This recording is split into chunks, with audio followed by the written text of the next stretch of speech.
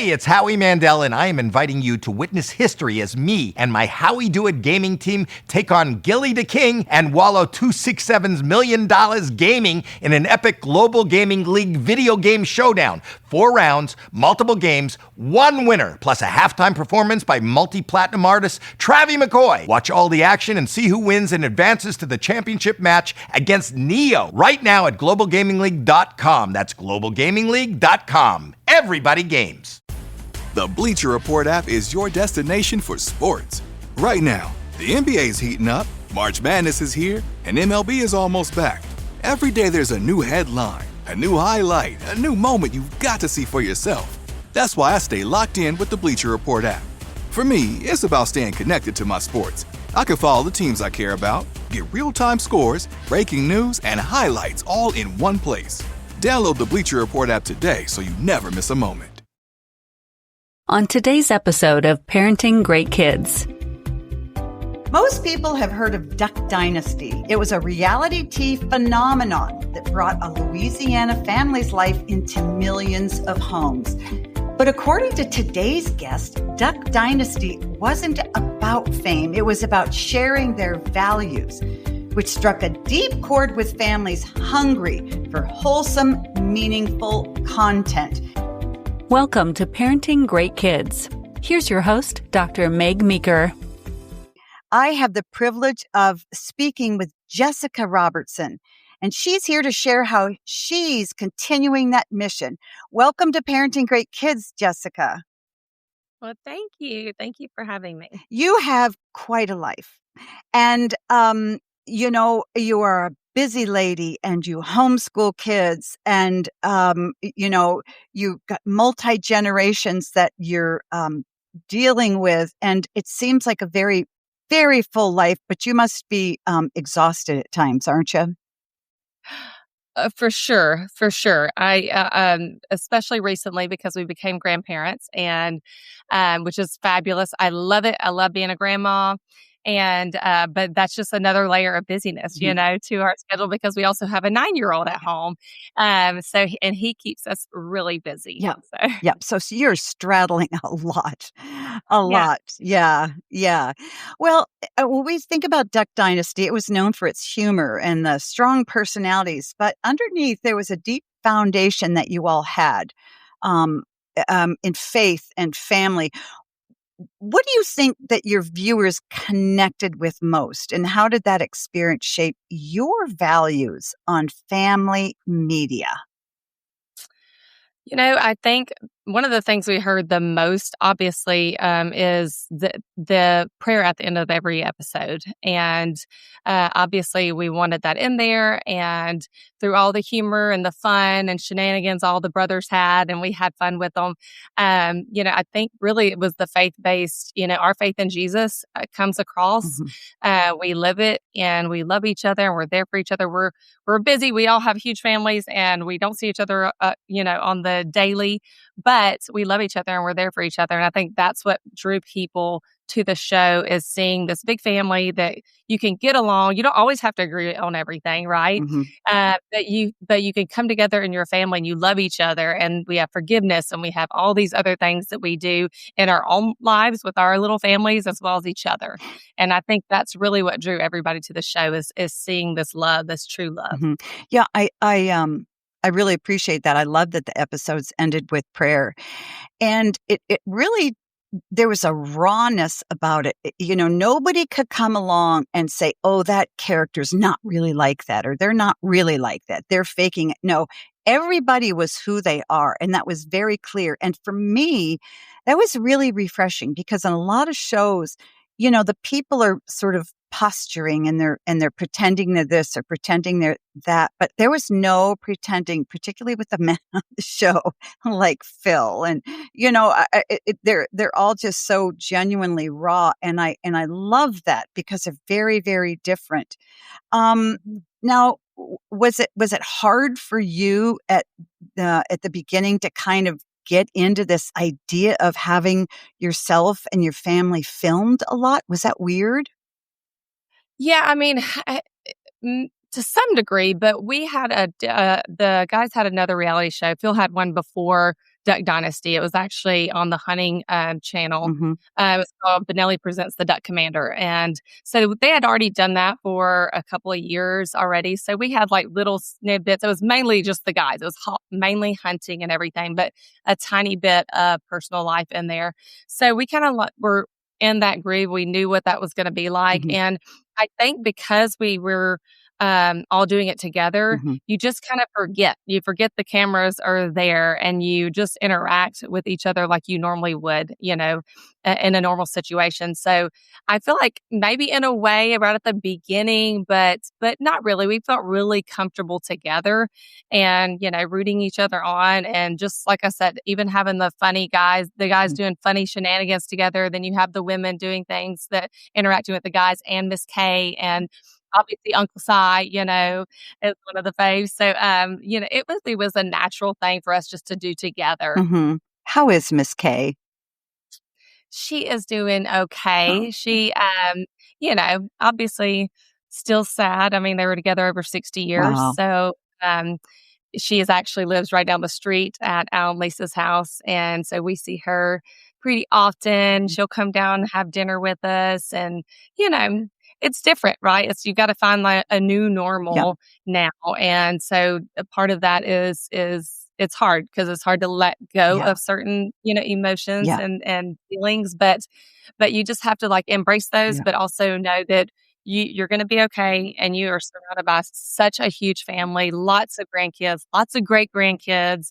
And so what a blessing that is for her not to ever be alone, not a day yeah. in her life. Exactly, because it's kind of like, half of you is just sort of peeled away, and then there you are, and you don't know how to find your balance. But what a huge blessing that all of you are there, and because that's really how grieving people get through is just have your kids and your grandkids, and and I think that you're a huge inspiration to other people, whether they agree with your values, whether they don't, whether they have a faith, whether they don't. It doesn't matter because there's something that you all communicate or transmit through the show, which is that family is important, marriage is important.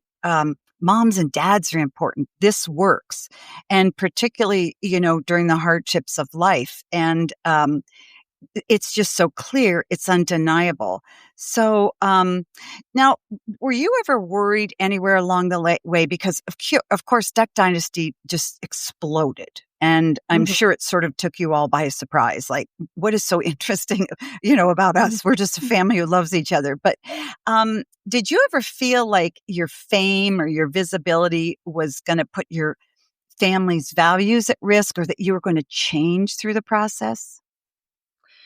Well, we met before the show even started, and, we were all in one accord by saying, we don't want this, like in their prayers, we don't want this, if this is going to hurt us in any way or our children or our marriages. And like I said, I think because our normal life was really normal here, Hmm. they were here filming our normal life and we still went to church together. We still did t-ball and softball and all these other things that normal school kids do. And so we kept that pretty normal in our kids' lives. And our kids were so little. Like River was 2.5 when we started filming Duck Dynasty. So Wow. it's maybe 16 now. So, he was so young. And I think for them, they just kind of grew up with it Hmm. and it wasn't this odd thing. Like they just grew up, like basically all the crew members became like I family know. members. Yep.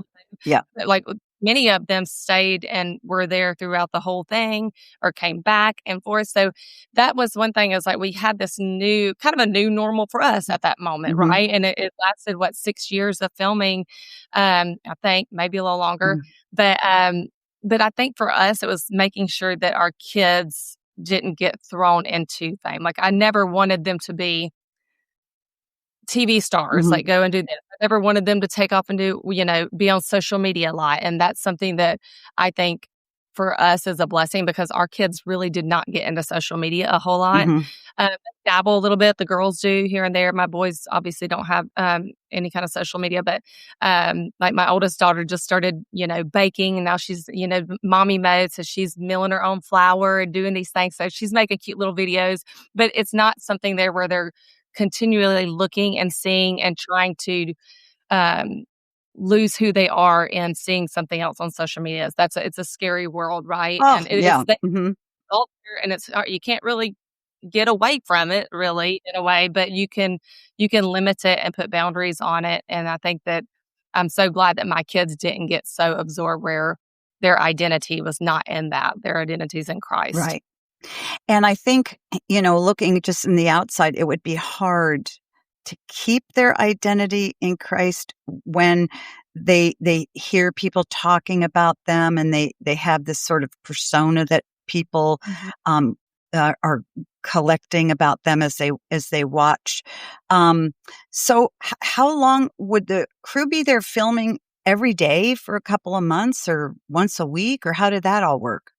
Yes. So they were here pretty much every day. The beginning, we filmed more days than what we should. We were like, I think 6 days on, 1 day off. So it was pretty rough that first season. Then we kind of redid it and restructured the show to where we filmed, I think it was 4 days a week. And then sometimes on Friday, rarely, but we had weekends off. So we could schedule things with our friends. We could make sure we're going to church together. We could, all these things we kind of got to prioritize. And so I think at the beginning it was a little bit rough, but then it got smoothed out and it was easier to compartmentalize. Like, these are our filming days. But yeah, the crew would stay here. They had like an apartment complex that they rented a ton out. And so they would stay here. They would film every day, but it was really structured. It wasn't like they showed up unannounced. Yeah. Like, we're going to film from this time to this time today. And if it was an afternoon scene, we'd film a little later in the day, so that we can, have some sort of normal schedule, because we also have kids. And we also, during that process, my kids were going to a little private school here. And that's when we were like, okay, we're filming a lot at night. So our nights are getting taken up from not being with our kids. So that's when we out of school and we homeschooled them. And I hired a retired little teacher to help. And that way I could be filming or doing something, but they're getting school done. That way in the afternoons we could all be together. Or they filmed a lot. I mean, they were on the show a good bit as well, just growing up. But so yeah, they were all here, but it was more structured. It wasn't like unannounced, or showing up somewhere. They didn't show up in your kitchen when you were having your morning coffee in your pajamas. Yeah, they didn't. Allowed to take. Did your kids like it?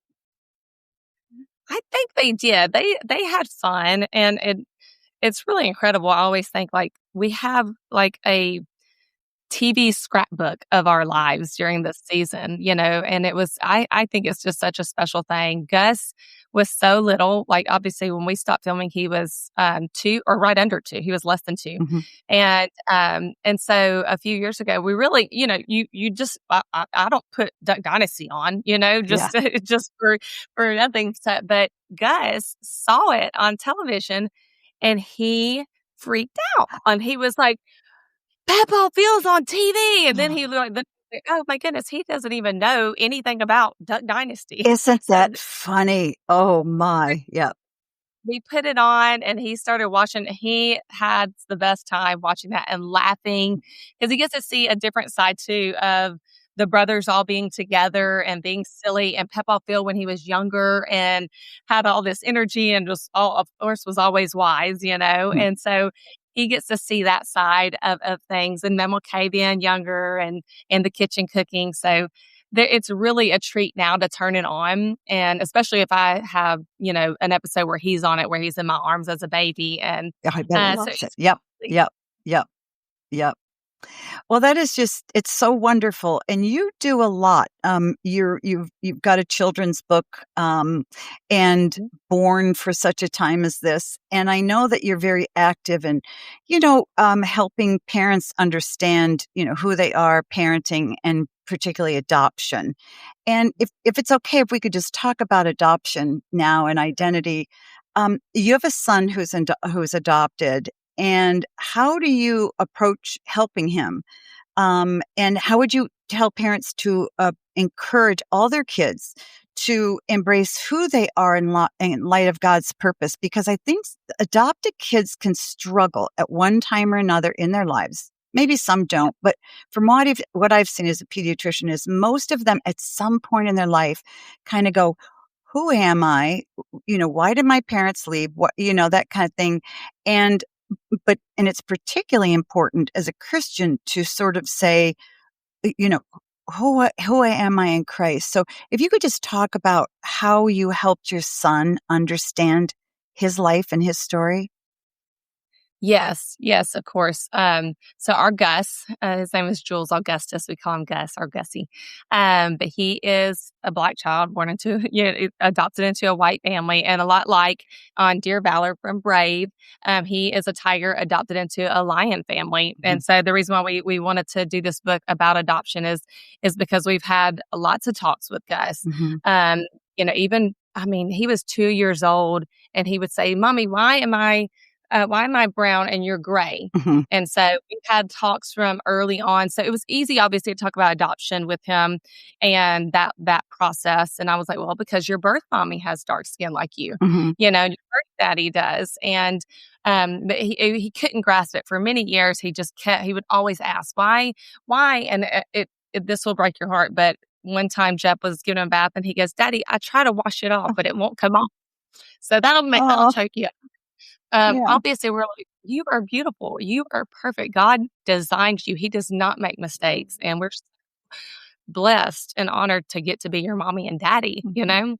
So adoption is obviously a beautiful thing, whether it's same race or not. It's biblical, Yeah. right? We're adopted and, to God's family, through Jesus. Mhm. And so we're all, I actually have a scripture here that I put in our book because it's such a powerful one. It's Ephesians 1:4-5. Even as he chose us in him before the foundation of the world, that we should be holy and blameless before him. In love, he predestined us for adoption to himself as sons through Jesus Christ, according to his purpose of his will. Mhm. They're powerful because we're all Yeah. adopted, right? Yeah. And so just keeping that conversation going, and even in the book that we wrote, he loves this book because he thinks it's all about him. Yeah. And so he's like, there's those times where, people start saying, well, oh, wait, that's your mommy and daddy, but how is that? Yeah. And so I had a moment, last summer, with his little baseball team. He made All-Stars, and there's another group of kids that came in for All-Stars, and there was a couple other Black boys on there. And I walked up and he said, "Mom." And I was like, "What?" And that boy goes, "That's your mom?"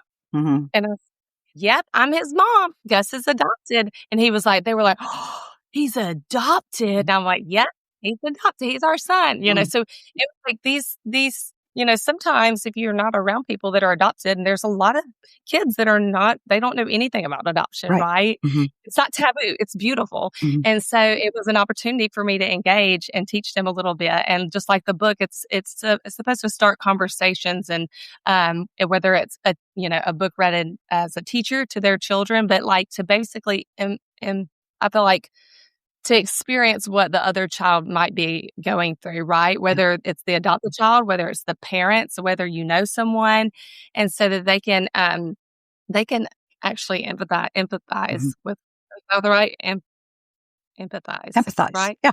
Yeah, Yeah. it's okay.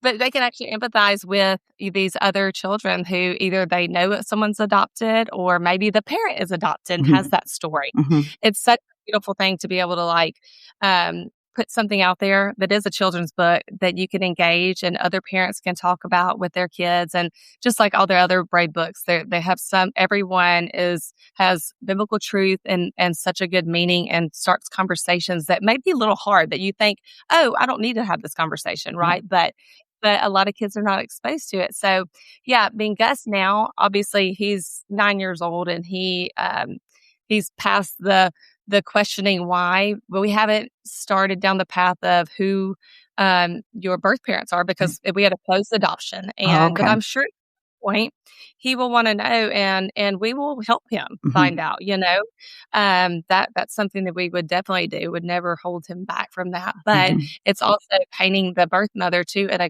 good light, because we're so grateful that she chose to give life. And he is such an amazing kid and so incredible in so many ways. I mean, God is going to do some amazing things in his life, and I'm so excited to be a part of that.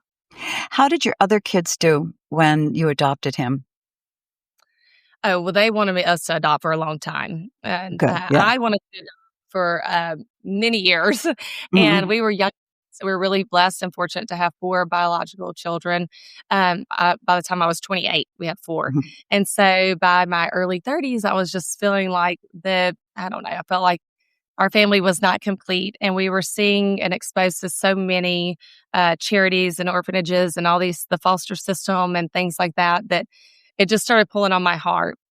And then my husband went on a mission trip and with our church to film some stuff that they were doing. And he came back and he was like, "I'm ready to adopt." And so our kids were so excited. I mean, I have 3 daughters and a son, and they were like 3 little mommies. So they Wow. helped out so much, and it was such a blessing. And now, like I said, our oldest is 22, and then our youngest is 9. So it's a big age gap, but it's such a cool thing to see him being 9 years old and being Uncle Oh, Gus. oh, oh, To yeah, my yeah, child. yeah. And, yes, it's such a cool thing to see him, and he loves babies. He's so excited.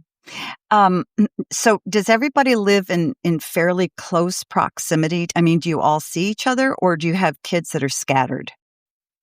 So all of our kids are here right now. Mhm. Our 2 married daughters they all live within 5 to 10 minutes from me.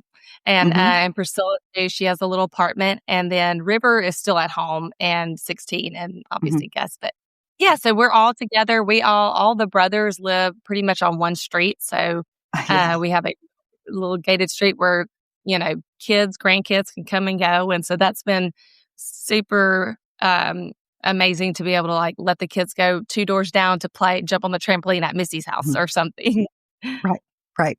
It is so neat. I mean, I'm sure there's so many out there, mothers and fathers that were so envious of the life that you had. I don't mean a television life, but, a life where you all seem to get along, and there were a lot of you, and that in and of itself is kind of a miracle. Like, how do so many people get along so well? But just to have the strength and support of each other. Um, did your kids ever have any negative backlash from people or mail or anything from being on the show? I mean, probably we all got some negativity, but early on we learned like if you say something really negative on my social media, I just delete it and Yeah, block you. So yeah, that's what I teach my girls. I'm like, don't entertain that yeah. because that's not truth and they don't know you. Mhm, Uh, and so that's something that I feel like, and like what you were saying a while ago is like seeing a big family. It's not that we all agree on everything, mhm. but it's also a choice to say, you know what, those are little things. Every spring I feel this pull to reset a little bit. Living in Michigan, when that sunshine finally comes back, I open the windows, take a long walk outside, and I do one small thing just for me. Sometimes it's as simple as changing up my makeup, adding a fresh lip color that makes me feel just a little more confident. It's amazing how something small can amplify the real you. That's why I've been loving Thrive Cosmetics. Change up your routine for the spring sunshine. A refresh can be as simple as amplifying your look with clean beauty from Thrive Cosmetics. Every product is 100% vegan, cruelty free, and made with clean, skin loving ingredients that work with your skin, not against it. One of my favorites is the Empower Matte Precision Lipstick Crayon. It really is your lips' new best age defying friend.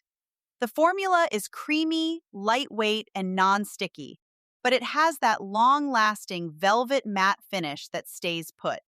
And I love that you can use it as a liner or layer it for a bold, opaque finish. For lips that have lived a little, it just works. What means even more to me is this. For every product purchased, Thrive Cosmetics donates products and funds to help communities thrive. With over $150 million in product and cash donations to more than 600 giving partners, your purchase fuels real impact. Every time you put it on, you're not just enhancing your glow, you're helping someone else shine too. That's beauty with purpose. Amplify your spring look with Thrive Cosmetics. Go to thrivecosmetics.com/Dr. Meg for an exclusive offer of 20% off your first order. That's Thrive Cosmetics, CAUSEMETICS.com/Dr. Meg. If you homeschool, you know that this time of year often brings a lot of reflection.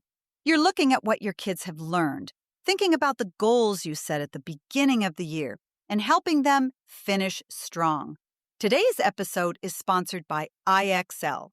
IXL is an award-winning online learning platform that fits beautifully into homeschooling.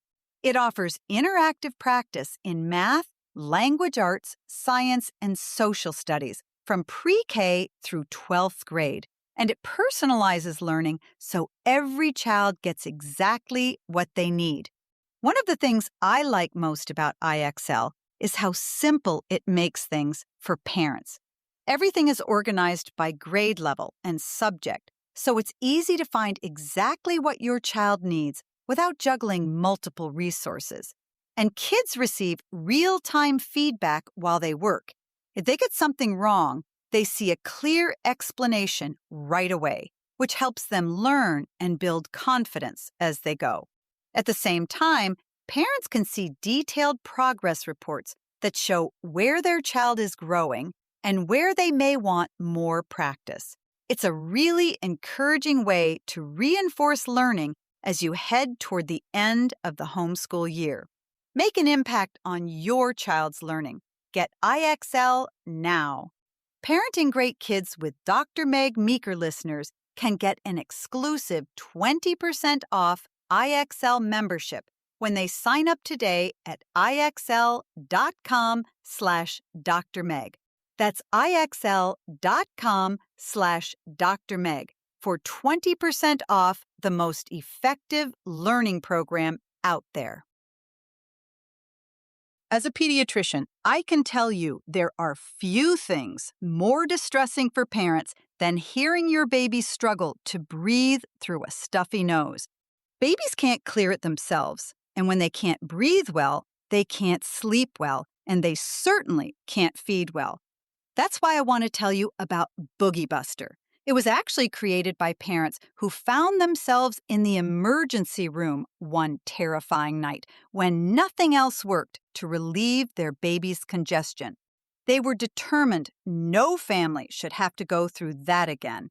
So they worked with pediatricians, engineers, and hundreds of families to create a nasal aspirator that's powerful, gentle, and safe.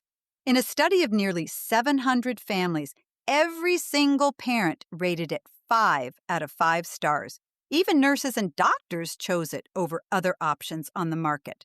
More and more physicians now recommend using a nasal aspirator before feeds and before sleep. And having one that's hygienic, effective, and pediatrician approved makes all the difference. Now, for a limited time, you can get 25% off baby nasal aspirators at boogiebuster.com. Plus, Parenting Great Kids listeners get an additional 20% off when you use code Dr. Meg. That's a total of 45% off.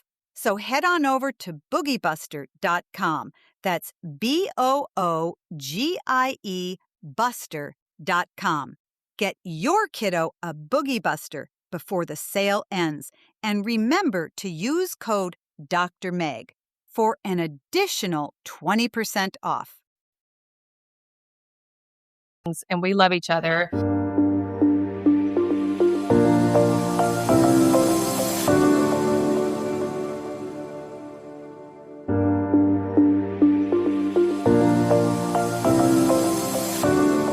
We all love Jesus. We all love each other, and we don't have to all be the same person, right? And have the same goals in life. So the same with our kids growing up with a bunch of cousins. It was like, you're responsible for you, and your happiness and joy is not going to come out of all these things that you get to do or experience or have. It's that's just emptiness, right? Mm-hmm. So I think that's one thing is like they were young when we filmed, but they were also young when we finished, and so probably for our older girls, they probably dealt with like knowing, meeting new people and figuring out if they really want to be friends with them Mhm. or versus just because of the show.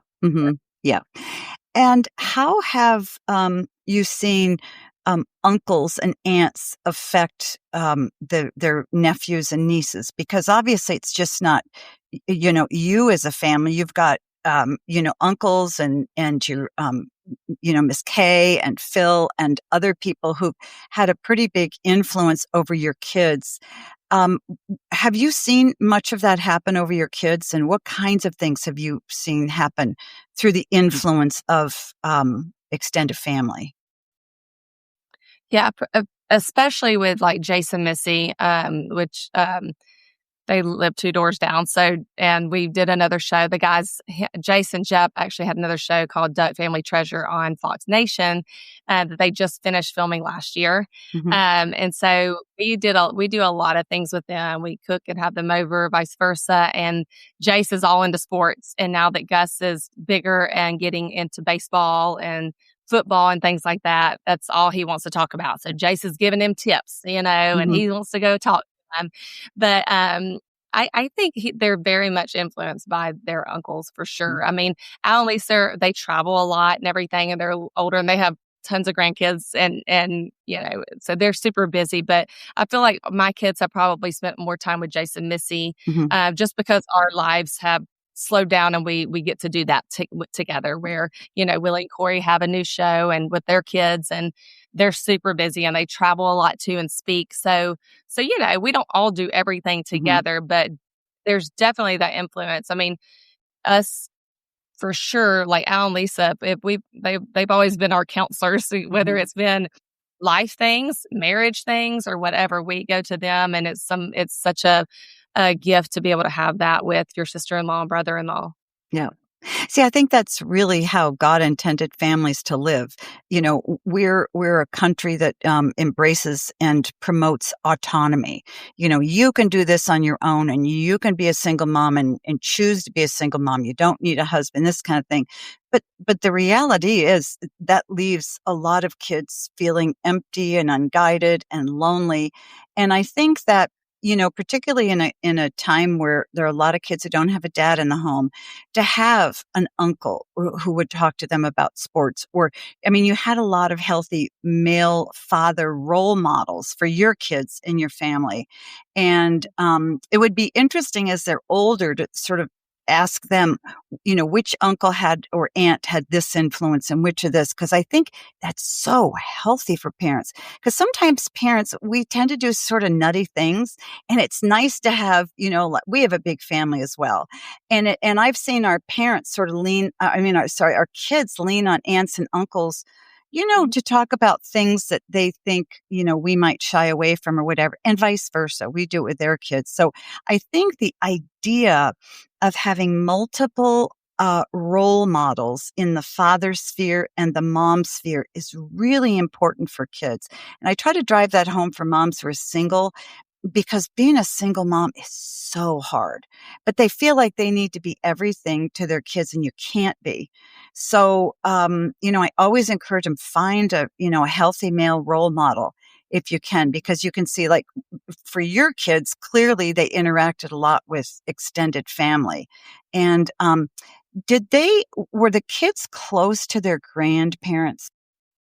Yes, 100%. I mean, going back to what you said, I was like, they say it takes a Hmm. village, and it really does. And my prayers were always, Lord, put people in my kids' life where I'm lacking, they'll fulfill, right? They'll feel that. And it's not bad on me that I'm not doing that. We can't do everything, right? We have certain gifts that God's gives us, and He's going to give somebody else other gifts that can help other people, hopefully my kids, and vice versa, like you said. But yes, my kids were close to both my parents and Phil and Kay. We used to live next door to Phil and Kay when the kids were little bitty, and they have the best memories of growing up. And Kay got the kids not when they were like in diapers, right? That she loves them when they were able to play, and she was the best at like story time. And they would go out, and they live on the river, obviously, and they would sit on the porch, and there was a big barges that would come through at night. And so they would call it ghost ships, and she would tell stories and make up stories. And they would go walking through the woods at her house and find things in nature. She loved nature and birds and animals and critters. And so they got the best of both worlds because my mom had other gifts to give too, but Kay got, she wasn't afraid to get dirty. It didn't seem like she was afraid of much. Yeah. Yeah. Yeah. No, and eat a lot of sugar when you're at her house, right? And like, so they had the best time over there. And growing up, it was such a blessing to get to see that. I got to be there. I'm really close with Kay. She was one of my closest friends, and still is. I mean, we still talk, and so she was always the person I would go to, for advice on marriage and kids and everything. So she got them a lot. And it was really funny because you wouldn't think it being Phil who he is, but he spent a lot of time with our girls when they were little. I have pictures of them sitting in his lap watching the news and just to be with them and sit with them. And so he was it's a different side of Phil that you didn't get to see, but he had a special relationship too with our kids. And so does Uncle Si. Being down there when we were first married, we had one vehicle. So, and Jeff worked, at the time, Duck Commander was out at Phil and Kay's house. And so after I had Lily, it was either sit at home by myself with the baby or go down to work with him. And so I would go down, answer phone calls, nurse and take care of Lily. But also every day, Kay cooked huge lunches for the entire workers. And so I got to learn how to cook all her food and watch, and I would do dishes for her. And, so it was such a blessing and a learning time in my life to both her recipes and just being in her presence and Phil's presence. And it was such a special time. So you were all mentored in different levels. Yes. I mean, yeah. That's such a wonderful thing about Phil. He was kind of rough and gruff, but to have such a tender heart towards granddaughters. Well, parents are struggling. You know that. I see parents struggling. I'm sure you see parents struggling. Particularly younger parents in their 20s. There's so much coming at their kids that terrifies them. We've got social media. We've got, school shootings. We've got the violence. We've got so much out there. And you've navigated the spotlight. Now, how would you encourage parents to stay grounded in their values and to live hopefully, but stay on the track of raising children to sort of guard themselves? Or how do you guard your kids from all those toxic messages out there and live a life where they learn to be kind and confident and hold on to their faith? Is it possible? Yeah. I know the answer you'll say is the answer I say. And B, how do you help parents do that? Yeah. I think, yes, number one, it is possible, but it's continual work, right? It's in being intentional communication, looking at our girls. Social media was still pretty new when our girls were little. And so, and then as they got older, like I said, they didn't really get super lost. I'm sure they were tempted. They looked at stuff and they wanted to compare themselves to other girls and other celebrities. And this is the way I must need to look or whatever. But it's just a continual pouring truth into them of who they are, where their identity is. And I haven't had to do that necessarily with River because he doesn't care about social media right now. But I will say Gus is a little more into things where he wants to play video games and talk to people on. And I'm like, I don't know these people. Like, Exactly. Set some boundaries here that are newer for us to set for him that I didn't have to do for River or for certain areas of the girls, right? And so, and because he's very easily and the younger they are, they're better with technology than I am. Oh, absolutely. Yeah. How to block these things, right? It's being aware, right? As a number one, be aware of what your kids are doing, and we all I need to work on it more too. Right? It doesn't go away, and it gets more and more. And then there's other avenues people are using to get to your kids and to plant seeds of doubt, and all these other things that people are wanting to plant into your child's mind to be thinking about that's going to steer them away from who they are in Christ and the truth that's good, all the good things that you want them to know and the way you want them to live. So it's being intentional. It's being, aware. It's communicating and talking.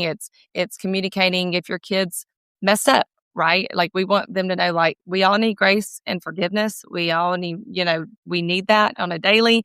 And so we don't set them up to think you are above these things, right? We're not above it. And so we want them to have a safe space where if they saw something or if they did something, they could come to us and tell us, and they would know that there could be consequences, right? There could be, but you will be forgiven and you are loved. Did your kids, were they all homeschooled? You said some went to school. You alluded to that. What kind of, did you homeschool them or send them to school? So we homeschooled all of them for 3 years, kind of where my girls were in middle school age.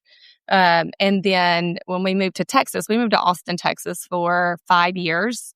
And we've been back here for 3 years. But in Austin, we found a school called Veritas. It is a classical school. And so elementary was you go 2 days and you homeschool the rest. And so we started doing that, which was a great thing because I got to be with them still a lot.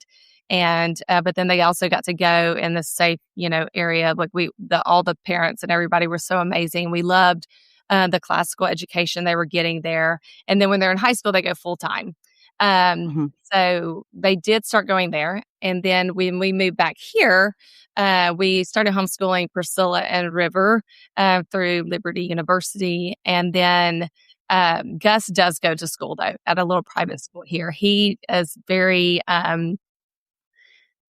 he needs structure. And that's one thing with the freedom of homeschooling is not as structured. Oh, right. Yeah. And so, but for him, he does better. He wants friends. And so there's a little private school here that the kids used to go to, early on and it's a great little private school, and the kids there he has got a great group of friends. So we feel really comfortable right now where he is. If God wants me to pull him out and homeschool him, I will do that. But as of right now, he loves the structure. He likes getting there early to school, and he loves all his buddies that he's growing up with. So now this is 3 years now that he's gone there and has built those relationships. And I know personally most of the moms of these boys, and the moms and the dads, and just godly leaders in the church and intentional. And I feel really good at a good place to where he's going to be growing up with these boys.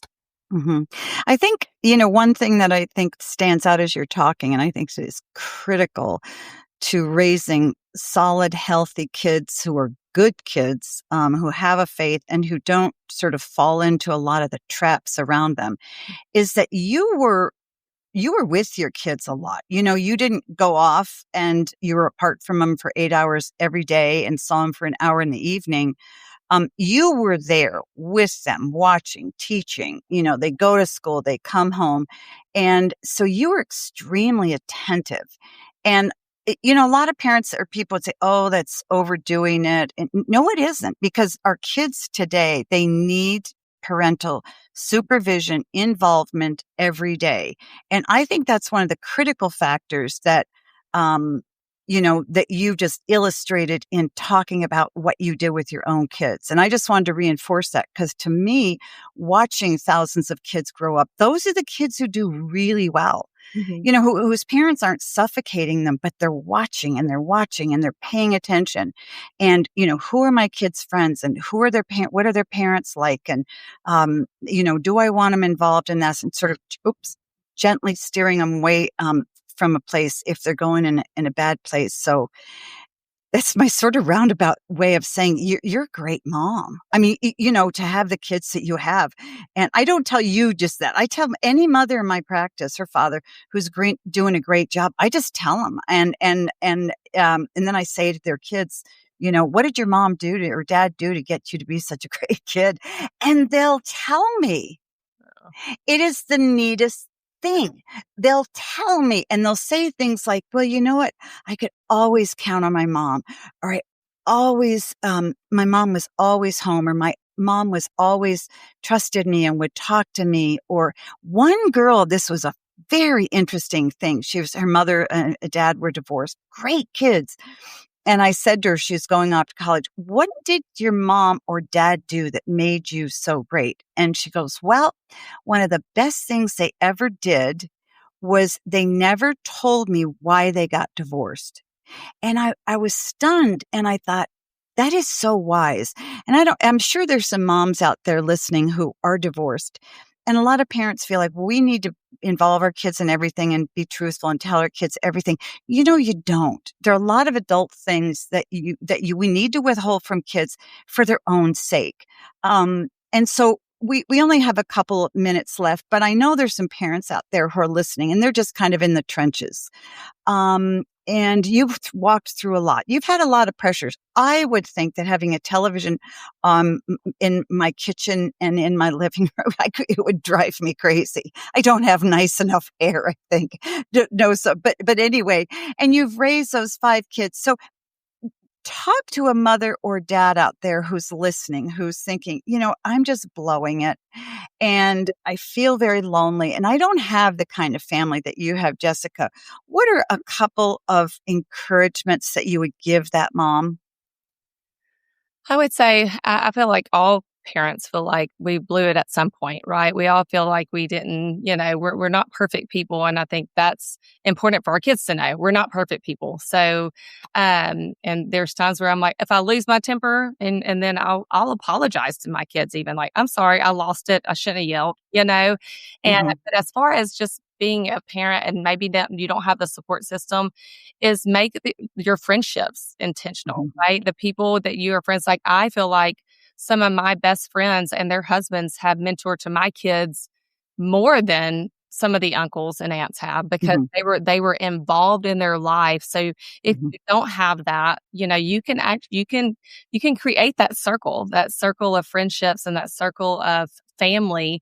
Like Memo K was Memo K to everybody at church. Everybody called her Memo K. Every kid called her Memo K. It didn't matter if they weren't related, but they can have that. They can have an uncle and an aunt that's not related to them. They can form those bonds to where they feel safe and they have that like mentorship that you're talking about. And so you can seek that out and just be intentional about that and ask questions to your kids. Ask them, what their life's like, what's school like, what about those kids? Well, tell me about your teacher. Oh, well, how did those kids interact with the teacher? And teaching your kids to grow up, choose your friends wisely, right? We need to do it and we need to teach our kids to do it, right? And I think I just want to encourage them you're not alone. I know it feels like you're alone a lot of the time, right? But you're not. I mean, even I can do that. If I distance myself and I try to just take things on by myself, it's not good. Like I need where I love Jeb is my best friend, so I have that. But I have a lot of friends and family that I do, like different things in my life. I'll call one or the other and just get advice for. It's like, don't be afraid to ask for advice because we're imperfect people. Right. And you don't need a lot of people, 2 or 3, maybe 4 good friends outside of your family. Can be such support for you, but they can also be mentors to your kids. Even if they're not saying a lot to their kids are watching your friends. And your friends, whether it's a dad or a mom, are modeling things to your kids. So I think it's really important for single moms, for all of us really, is to make sure we're careful about the friends that we choose because our kids are going to watch.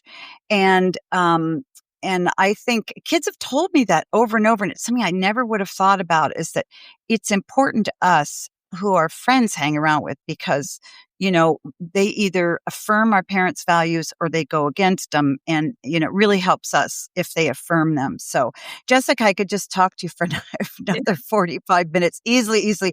But I know you have cinnamon rolls in your oven to attend to. Is that right? I'm hoping that they're checking them. So my guest has been the wonderful Jessica Robertson. She's from the famed Duck Dynasty. She's a mom, a grandmother, and I'm sure a great cook. And she has a children's book, Dear Valor. Is that right, Jessica? That is right. Dear Valor. Yeah. It's a wonderful story that helps kids understand adoption and identity and really God's purpose for their lives. And it's so important to teach our kids that. Jessica, how can people find out more about you and what you do, or if they just need some advice?